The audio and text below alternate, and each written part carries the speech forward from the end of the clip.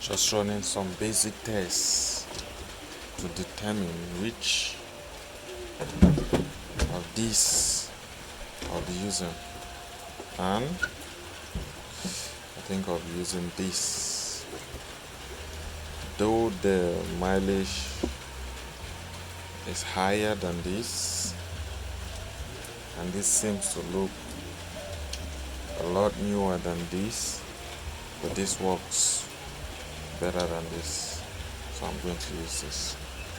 And it's an old car with 183,000 kilometers. It would look like the car has been misused, but 415,000 looks right at home. So what I'm going to do is clean this and have it set up. Hello guys, welcome back. Here we are again, trying to get the RPM gauge working. So I can't really test it for you guys, but I've done it. I will give you a direction right now on how to get it done, and a bonus point to it is this is out of a 190E. That is this 190E from 1984. This is the year, the model year 1984, and this is from a 190E still, but somewhere around 1995 and things like that. So I thought, looking at the wiring diagram, this connector here and the wiring diagram showed to be quite different from as the 1984 variant seems to be different on paper with the 1990 and above. But I just placed the two on the desk, and I had an extra socket. I had to plug them in, and I did the testing, and everything worked the same. So I believe they are the same, no biggie. So on that note, one more thing, back to what we were talking about, connecting the RPM gauge, the RPM sensor, so you can see the RPM gauge working. Anyway, unfortunately I have scattered everything, but maybe I will just put it together and show you how it goes. But I'll show you the basic connection. What you do, this is the sensor, the RPM sensor connector. Yeah, so what you do is, to have it work, what you do is, on the positive side of the instrument cluster, there's a positive here. This is supposed to go to 12 volt. It's supposed to go to 12 volt. This other side is supposed to go to the sensor, to one of the leads of the sensor. It doesn't really have a polarity, like a direction. You see, you can use any. So this to 12 volt, this to one of the leads of the sensor. Now on the other side of the sensor, you take it and connect it to battery ground, or anywhere you have ground. So in your connection, what you can do is, this is connected to the sensor, and the sensor, and this is connected to this. As this is connected to this, you just send power, you just take power from here and send it to here. Then this goes to the sensor, and from the sensor you can tie to the chassis. I believe, look for somewhere in your chassis where you have ground and it will work. Anyway, I will just have to do a demonstration for you right now. So a few minutes, let me get back to it. So this is it. On this mark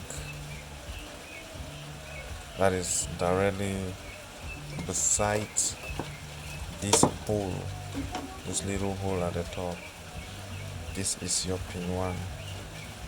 That is your pin 1 and it's supposed to be ground. The plug looks like this with a little notch coming out that will fit into this hole. So when it gets in and it fits like this, yeah, like that. See that little cutout right here? That's to clear this man. So what we are to do right now is, let me just unbundle this. We have to connect pin 1,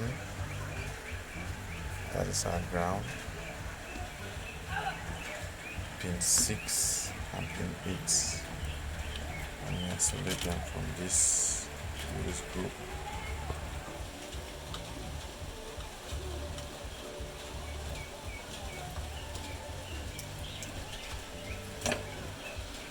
And this pin 1 is generally brown.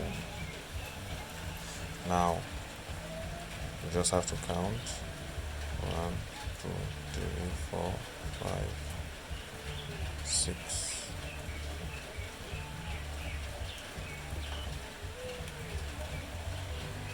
7 and 8. These are your ignition on. So this is already connected to ground over there. So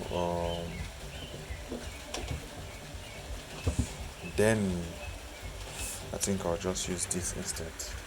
So you connect this to here because you need a 12 volt over here. Connect this, that is 1, that is 1, 2, 3, 4, 5 and 6, 7 and 8. Alright. So what we do next is, this is our positive.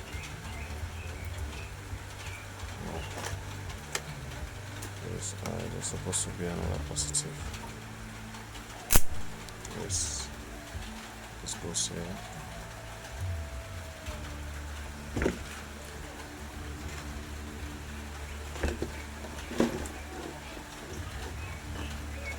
This goes here. 1 minute. So if you watch carefully, as I connect this, it comes to life like magic. So what I'm going to do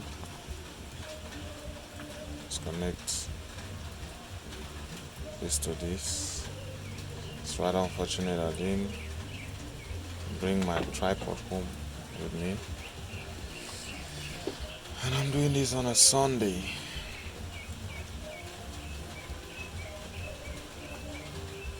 Okay, that is set. So this is where we are. So this goes to here. That's the sensor signal, and this goes to the 12 volt positive.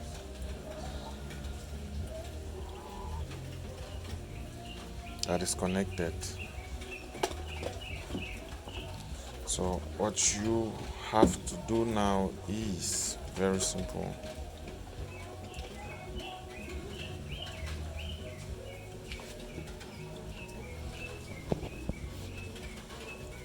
am I going to record this now? Because at this stage I'm gonna need my two hands.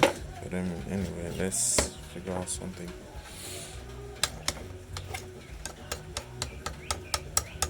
What you do is you play with this for minutes.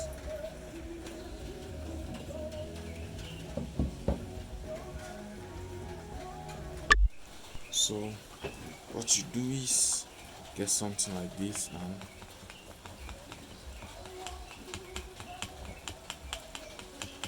that simulates the signal. This simulates the signal as the flywheel or the flex plate of your engine spins.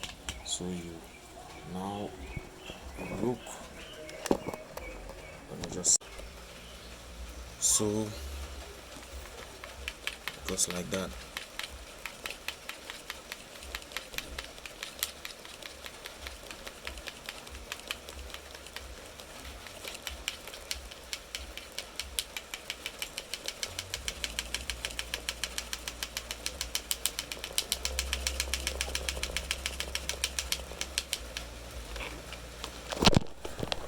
So that is that. So this goes into your flywheel or by the side of your engine, and you have the connections like that. Like I explained earlier, you have two marks down here, the TD and the positive. The positives goes to 12 volt, the TD goes to one end, to one of these wires, and the other of this wire goes to ground. It's that simple. That is, one of these goes to ground, one of these goes to TD, then this goes to positive. Very simple and very, very effective. Thank you. Till we meet again.